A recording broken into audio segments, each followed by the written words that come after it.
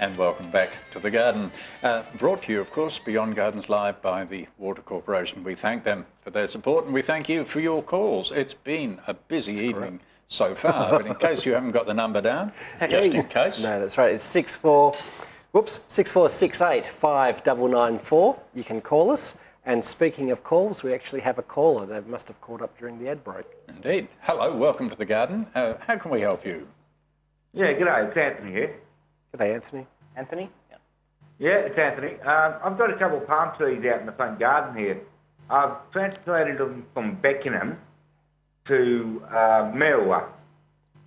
And they haven't grown since, the largest one's about 2 metres. And they just haven't grown. So I don't know what's going on with these palm trees. What sort of palm are they, do you know, Anthony? They look a bit like a banana tree. And then they don't bear fruit or anything like that or anything. Would it perhaps be the traveller's palm or tree Strelitzia? I'll tell you what, we'll try and get a picture up and see if it rings a bell. Palmish or... I reckon the tree Strelitzia, if I can find one. Yep.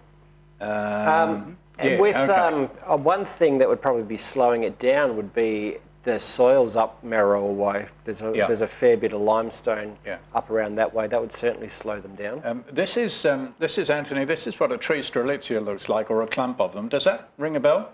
No. It's more narrower trunk. Narrower trunk. Okay. And it sort of loses the palm coming off the side of it. Someone turned around and said you got to cut them. But okay, what else do we think it might be? It's not Dracaena. Sure. Dracaena, does the name Dracaena ring a bell? Does it look like a banana? A little bit, yeah. My missus passed away 2 years ago. She's the one who knew all about the palms, you see. And I've seen them in the neighbourhood which have been planted, and they've grown up nearly 6 metres, 7 metres in the time that I've been here. Maybe. And these plants haven't grown at all. They're virtually the largest ones, 2 metres at the max. Yeah. And, I just can't seem to get them to grow any higher. We're at a bit of a loss because we're not sure what the plant is, you see, and this is the problem for us. So we're guessing a little bit. Do you have any other thoughts? I don't know what it could be, but did you say you transplanted them, Anthony? Yes, from Beckenham.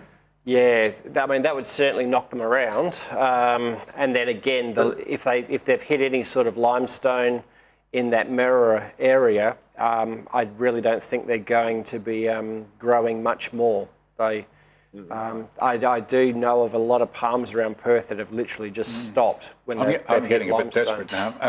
We do have another plant which is called the Ponytail Palm that looks like this.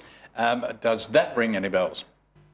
No, we did have that. Okay. What about, Anthony, what about taking a photo of it and sending us an email for next week? That's a fantastic idea. I don't have email, but I'll probably send in by mail.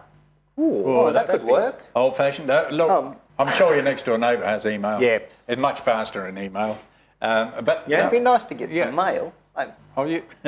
Nobody writes to school. Mail. I'm old school. Yeah, absolutely. No, but that would be. Unless this is a situation. We see a photograph of it. It's going to be a little bit tough, Anthony. And look, I'll won't be able to help you shortly, but right at the moment I can't quite put my finger on it. So once we know what it is, Anthony, I hope we can give you more reliable advice.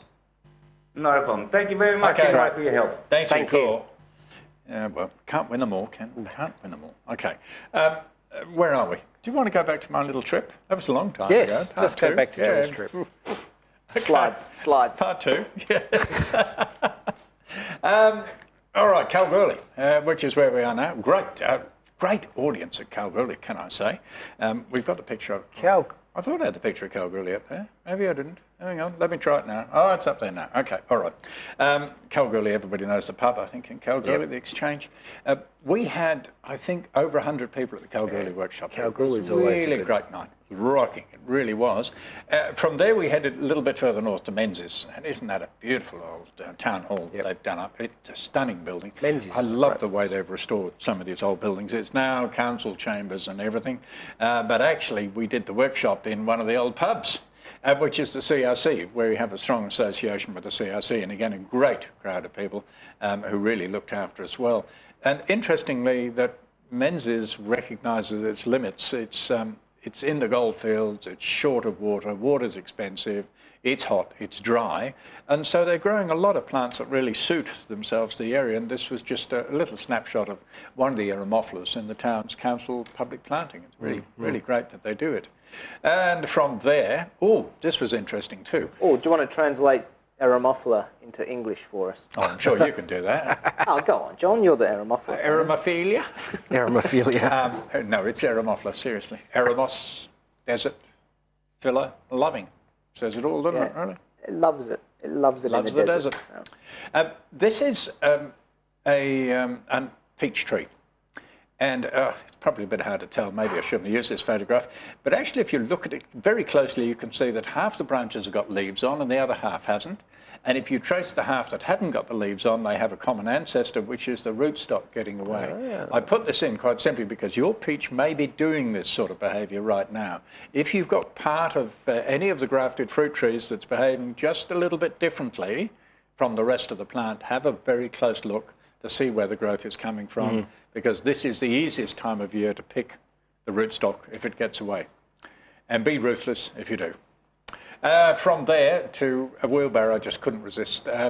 If you're ever in Leonora, go out to Gwalia Museum. It's a brilliant museum, perched on the edge of one of the biggest holes in the ground you've ever seen. It's honestly a bit scary. Yes, it's right on the edge. Right on the edge, and you're going, whoa, look at that. Herbert Hoover's. What a brilliant museum. We were able to call out there and give them a little bit of assistance with a problem or two here and there. This is pretty rugged country. This is what it looks like around between Leonora and Laverton as you get out into the dry country. So you've got to be a master at survival, really, to get away with looking after things there. In Laverton, I couldn't resist it, but I probably have to explain it because we had the Beyond Gardens sticker on the car, and there in the background you can just see the great beyond, and I thought, oh, it's just too good, too good. Despite the fact that water's pretty tough and hard to come by there, these creek lines. And in the creek lines you do get some growth. This is quite amazing. Have a look at the size of this tree. It's a river gum. Now, it may be obscured by the phone number, so I'll get the good technical people to take the phone number off in just a second. And if you look right in the bottom, you can see Peter Coppin is standing there. But you've got to look very closely. He's tiny. This tree is absolutely massive. Holy Absolutely moly. Massive. And that's what you get when the conditions are good. Okay. Here's another river gum nearby. That was straight river gum. River gum or flooded gum? River. Maldulensis. Yeah. Yeah. And this is what happens when insects get into the bottom of the river gum when it's young. Look at that. It's really weird and rather wonderful. Okay. It's got some food uses for anyone that's interested. Funny he should mention that. Did we tell you Steve happens to be a little bit keen on... Oh, look, we'll do your food in a moment. If you ever drive out in that country, occasionally you go through these dry lakes, and they too, like the rocks, are extremely interesting. I don't understand how people drive from A to B and reckon there's nothing in between. I know. Everything in between. This is one of those lakes, and see these unusual plants. They really are weird.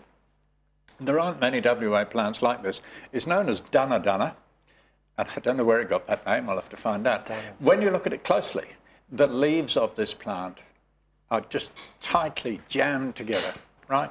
Very tightly jammed together, and that's all there is. But interestingly, in the same situation nearby was this shrub. Bright green, a little bit thorny, small, rounded, almost succulent leaves. And this is in your territory. Right? Because it was fruiting, not a lot of fruit, but here they are, tiny little red fruit, beautiful tasting fruit, really nice. Now, I would not suggest to you you should eat every fruit you find in the bush, only if you know it's okay. And I happen to know this one's okay. This is the Australian boxthorn. Yeah, we've got the Australian boxthorn, that being just recently modelled by John. I'm assuming that's your hand? Yeah. Looks like it. We've got another famous boxthorn called Goji Berry. You'll find it all over the health food shops and people raving about it as a superfood and so forth. And also we have an African boxthorn, which is a serious weed. Its species name is Ferocissumum. So you're ferocious. Sounds ferocious. It so, is. You know, it is, isn't it? I'm interested. It's not nice. It's bush food, it's health food, and it's a weed, all in the same genus. So Yeah, Lyceum. More interested in the food one. I don't know whether anybody's growing that. I'd love them to. I reckon it'd be a great crop to grow, don't you? That's our Australian native Goji Berry. I think if you were looking for a way to describe it. Or the Goji Berry is an exotic Australian boxthorn. Exactly, exactly. But, you know, fiddly away. How many fruits would you get off that? Like, John, that photograph there, did you denude the whole bush there? Not a lot, and I don't have a great deal of experience with it. Yep. It wouldn't give you enough to stay alive. Oh, no. Just flavouring, but sweet. So there's But certainly for the a fair bit home of gardener, energy. that could be certainly... I reckon it'd be a nice little plant to grow. It'd be a great dog stopper. You're looking for a hedge, a really tough hedge that will grow in really obscenely adverse conditions. Yeah, there you go. Then that would be the plant to grow. Well, the common name says it all, doesn't it? Boxthorn. Yeah. Exactly. There's thorns there. Where's the box? Well, the thorn bit is what I was more... I think that's the way I'm going to have to look. I don't know where the box does bit the box come from in a box hedge? I've no idea. Boxthorn? I know about the thorn bit, though. Okay. There you go. I wonder if it's a mistranslation again, a buxus. Yes. Possibly. Likely. Okay, where were we? Oh, back on the road. In Leinster. Now, Leinster's a little bit different from your average country town, mainly because it's a company town, and they have, the whole town is very organised. And I must say, it's very good. Sorry, don't get me wrong. It's very beautifully organised, though. And it's planted with all the local species. It's in all the public areas planted with the local species, which is great to see. And you can see how well this particular senna does in the gardens there in Leinster. And the other point about Leinster that's different from everywhere else is that in Leinster, your water is free. Ooh, and a lot of people would love that. Wow. A lot of nice gardens in Leinster as a result of that. This is the flower of that senna, and it really is quite a beautiful flower on that plant. Indeed, they're all terrifically good plants. Okay, it wasn't a good year. It's not been a good season. Anywhere north and east of Merredin, it was dry. You could almost draw a line at Merredin, and that was it. Wow. But nonetheless, the little Thai lotus, of course, grow. Nothing really stops those. Even out of Wiluna, we're going further now towards the edge of the desert. A lot of stuff growing there. This is the workshop we did in Wiluna in the rec centre. Took a lot of trouble to find the rec centre, even in Wiluna, but eventually we got there. And the audience was larger than that. It's just a photograph taken from a strange angle. And just out of Wiluna are the sandhills. So we're going into a different sort of country altogether. I must admit, I love this country. Have you been strolling through those? I haven't been Walloon way, but I do know the country. You get this loose red sand coming through, and you get a completely different flora. So again, if you're driving, what we reckon is interesting, rocks. Rocks. What else are we saying? Red sand. Rocks, red sand, sand dunes. No, the country's beautiful. Well worth it. Get out and have a look at it. One of the unusual plants you see there is one you'll often see in the tourist magazines. Not too hard to find. It's called the upside down bush. If you have a look at it, you've got, I'd call it foliage, except it's not. It's bare stems, green stems. It's done away with the leaves, this particular plant. And the flowers are down there at the bottom, tucked away at the bottom. Actually, I don't. It's a sensible move, really, because if you were a bird, you wouldn't want to land in those branches, I can tell you. And they're nicely stocked with nectar, birds too. And also mammals and possibly reptiles. Yeah. So it's probably quite handy to have, if you're stocking up your flowers with nectar, you probably want to shade them a wee bit. Yeah, you want them down and protected, and that's what the plant seems to do. Where some of your pollinators it's a great are, adaptation, isn't it? Yeah. Okay, how are we going on the tour? We still run? Should I suspend the tour for a caller? Yes, I think I should. We'll be polite. Okay, we better have. We'll come back to Mika Thara in a moment. In the meantime, let's go to the phones. Good evening. Welcome to Beyond Gardens Live. Hello. Hello, this is Frank from City Beach. Hello, yes, Frank. Well, gentlemen, I've got a 15, 16-year-old dragon tree, Fantastic. which I believe is one of the Dracena family. Yep. And I want to move it. Ooh. What does one do to move a dragon tree? I don't know anybody that's been successful in doing a large tree. I'm asking the same question at the moment, Frank. I have a client who wants to move one at the moment, so between you and me. Yes, the trunk's about the thickness of a big man's thigh, and it's about 2.5 metres high. Yep. I mean, people do actually cut them up. Look, this is what a mature one looks like. This Oh, is the perhaps the Kalgoorlie biggest one. I've ever seen. Fantastic. One in Kalgoorlie, yeah. But we have mine's not several. that big. Yours is that big? No. No, No, it's not about yet. the size. The trunk's about the size of one of those medium branches. Right. Look, I would say do it because I have seen people move them. Is it a case of no choice? Well, there's two together and they're just growing into each other. Oh, okay. Yep. You just want to move one to one side? Yeah. Oh, well, that should work. Just try and move as much of the roots as possible.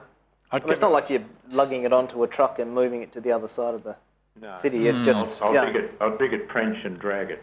Yeah, they're pretty tough plants, but I'm not sure how much they root disturbance they can take.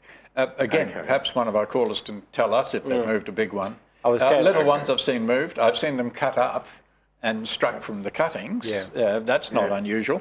And that might be your backup. Just in case. Yeah, certainly take some cuttings as a backup. But if you're going to do it, probably now to the next couple of weeks, depending on what the weather's doing, would be the time, because you've got some of that soil warmth starting. But we've still got moist soil and we've got some late rains, so that will certainly help it along. So now would be sort of the time to be thinking about doing it. And once you've got them and they're mature, they do flower. Not super attractive flowers. They have some big white. And they do set seeds and they do germinate because I've got a relatively small one at home that's got young pups all around it growing. Yep. Yeah. Good luck with that. It'd be interesting. It'd be interesting to find out how you go with that. Yeah. Oh well, if I have luck, I might call you back in 6 months' time. Yeah, absolutely. Thanks, Frank. And if the thought is crossing your mind as to why they're called dragon trees, do you have a photo of the?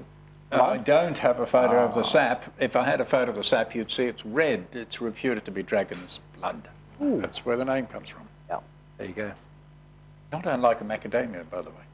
Really similar colour, macadamia sap. Right. Okay, we have another couple of calls on the line. Oh, that's great. Hello, welcome to the garden. Good evening. I have some daffodils that refuse to flower. Should I just throw them out? No, quite the opposite. It's time to be nice to your daffs, okay? I have been very nice over the last Lord knows how many years. Not nice still enough. Nothing.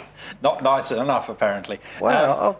I was sure I had a photograph to illustrate this, but I can't lay my hands on it immediately. The point with daffodils is they're too much at home here, and they grow really well. I'll keep trying looking for this picture while I'm at it. They grow really well, and then, of course, they get crowded out. And they basically do crowd themselves out. Here we go. Well, this illustrates the point, even if it's not absolutely a daffodil. This is a jonquil. They get crowded out. The bulbs get so crowded in there that none of them can perform properly, and they stop flowering. So there are two things you need to do. Firstly, divide up the clump and spread them out a bit. But before you do that, this year, feed the plants really well so that the bulbs bulk up. Then when they die down, divide them out, spread them out. If they don't flower next year, they will the year after that. That's a simple trick. I have been feeding them with blood and bone trace elements and potash. Yes. And occasionally just bulb food. Yep. They have been all over the place and still no flowering. 2 years ago I did dig them all up and clump them pretty much. Okay. And still nothing. That's most unusual. I would expect them, if they don't flower that year, to flower the year after that. They come back quite well and quite quickly normally. I got one last year and none this year. Okay, all right. Well, interesting. I've followed my favourite formula. I'm at a loss after that. Look, just bear with it. I'm sure they will come back. Okay, thank you. The point about them is, like many bulbs, and did I tell you how great the tulips are looking, Darylune, at the moment? But like many bulbs, the last thing that happens before the bulb goes to sleep is that the flower bud is set.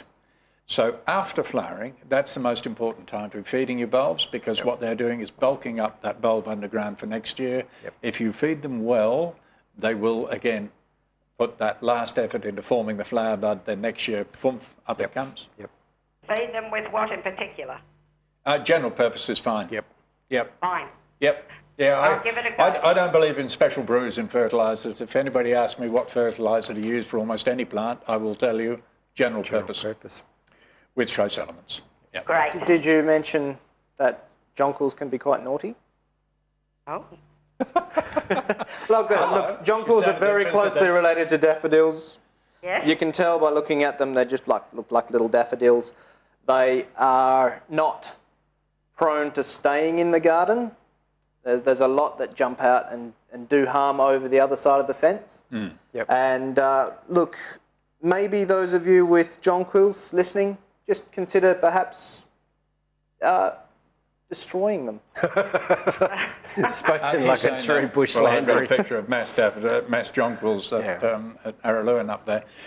Look, they're not too hard to control, but you do need to keep an eye on them. Some bulbs are very difficult to get rid of, but jonquils, in fact, are very easy to get rid of if they get out of hand. Yeah, I have no jonquils, just naughty. Naughty daffodils, Daffodils. naughty Daffs. flower. Yeah, Thank okay. you very No, much. good luck Good luck with with those. them. Yep, Okay. thanks. Okay. Bye-bye. Thank you.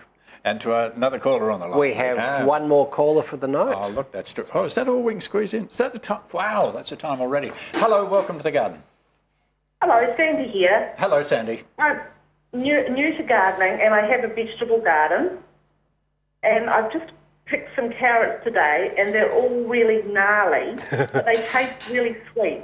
Oh, there you go. Well, half of it's all right. These carrots, did you sow them direct yourself? They were seedlings from Bunnings or somewhere. Okay, all right. Personal view. Good question. They should not be allowed to sell seedlings of carrots. Yeah. Or things in that family. Just not a good move. You must sow carrots direct because I don't care how skilled you are, you cannot get that root straight when you plant the seedling. Just doesn't work. So that's why you get gnarly ones. They grow perfectly well from seed. They do. No, it's not a problem. Dead easy. Another thing for those of you out there that are interested in growing carrots, another thing that makes them gnarly is if they hit, like if it's in rocky soil, they'll settle up. And This is a gnarly carrot, right? And that is a carrot that was grown from seedlings because they couldn't get the root straight to start with. Do yours look like that? Mine look like that, but they taste really good. Oh, yeah, they that's taste it. will be fine. It doesn't affect the taste. It just Yeah. affects the shape. So Yeah. Just makes eating them in a dignified manner a little bit more difficult, but that's all. All right. Thank you But so next much. year, sow direct from seed. Yeah, Okay. the Stick at it. seedlings are not a Thank you good so move. Good on you. Interesting. Okay. Are you going to tell me there's more phone calls? I'm looking at the clock. and we've going, got one more. Can we We've squeeze got them one in? more. Well, of course we can. There we go. Let's make the best use of our time here on Beyond Gardens Live for as long as we can. Good evening. Welcome to the garden. Hello. Hello. Hello. Yes, My name's Dan Phillips. are you getting Sam? I want to ask about where wormwood is available in WA. Okay, all right, thank you. Wormwood is... One of the things we haven't said, sorry, John, Yep. is if you are calling, turn down the sound on your television. Yep. Yes, sorry, John. It's I've all right. done that. Okay, Okay, good on all you. right. Okay, wormwood you should be able to get just about anywhere. A lot of the ornamental nurseries do sell it, and also some of Yes. the just about anywhere specialist fruit and veggie and herb nurseries as well. They'll certainly sell it. And- Botanically, it's Artemisia. Yes. And this is what one of the best-known cultivars looks like. It's a foliage plant, and this is Powys Castle, which is perhaps one of the best-known cultivars, but there are other ones around. They strike I'll just flick really through a couple of easily them. There from you go. This cuttings is as also well. common. Yeah. This one is Artemisia absinthium. Absinthium. Does that ring a bell? certainly does. That's where they make the absinthe from. Yep, and Angostura bitters, Yes. which no longer has it in it because it's quite poisonous. Oh yeah, it's It's amazing the previous generation saw time through. A lot of people use this for pest control, Sam. Yeah, how good are they at keeping away white cabbage moth? Absolutely useless. yeah. I was going to say... Best thing I can tell you. Yeah, I've seen cabbage moth actually land on them. Yeah, I'm sorry. It's one of those tales. There are no plants that will keep cabbage white butterflies away, I'm afraid. Despite what some of the books say. Doesn't work. You see, the trouble is that cabbage white butterflies don't read the books. That's the problem, isn't it? Yes. Yeah. So, no, I'm sorry. Look, it's a nice foliage plant. It does have an interesting fragrance. I wouldn't say very pleasant fragrance when crushed. But that's really about it. As far as keeping things away, old wives' tales, I would say. Oh, I'm told that's sexist. I can't say that anymore. A wife's tales? Yeah. I've heard. I've heard, and this may be apocryphal, that Ukrainian for wormwood is Chernobyl. Okay. May or may not be true. Oh, that's a nice little gem. I looked that up. It's worth checking out, but that's what I've heard. Yeah. Okay. All right. I find this very hard to believe, but here we are back in week 1 of a 9-week series of Beyond Gardens Live, and it is live at the moment. And if you were going to call us, write down the number for next week. The number is 6468 5994. Okay. And again, if you are calling us, and just turn the sound down on your TV, it might get confusing. But during the course of the week, you can certainly still maintain contact with us. Indeed, you can ask us questions and post photographs on our email address. www.beyondgardens.com.au. But you weren't going to get to that. This program is made possible by our sponsor of this series, which is the Water Corporation. We thank them for their support. And can we draw your attention to our own website, which is beyondgardens.com.au. There you will find a wealth of information on what's going on. The forums that Steve mentioned just a moment ago, you can go there and look at these various discussion points. You can have a look there, you can pull down on the events tab, and on there you can find out what we'll be doing in the future. We've got a lot of events that have just been put up there, so please take part in any of our free workshops. We look forward to your company at those. And we look forward to your company at the same time again next week when I'll be here. I think John will be here. Yes. I think Steve may be here. Yes. We haven't told you Steve is about to become a father again. So good luck, Steve. If we don't see you in the week, in between time, we know everybody's thinking of you.